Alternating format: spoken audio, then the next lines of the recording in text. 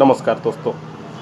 आज मैं आपको खांसी की एक बहुत ही अच्छी दवा बताने जा रहा हूँ, जो किसी भी प्रकार की खांसी को वो बहुत आरोग्य कर सकता है।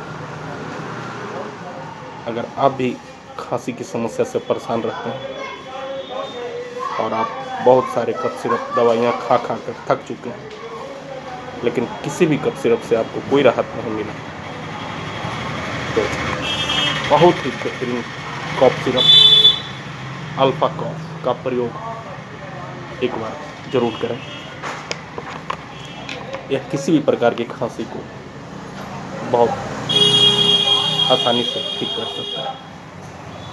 इसके कॉम्पोजिशन में rumex, justicia, ipecac, spongia, sticta pulmonaria, antimonium tart, cocculus, drosera, senega इत्यादि दवाएं मिली हुई हैं, जो सभी खांसी की दवाइयां हैं। यह बहुत ही अच्छा कफ सिरप है दोस्तों।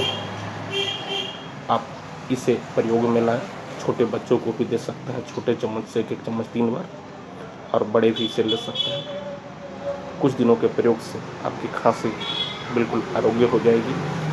अगर आपको मेरा इन्फॉर्मेशन अच्छा लगता है तो मेरे चैनल को सब्सक्राइब करना ना भूलें, लाइक करें और शेयर करें। Thank you.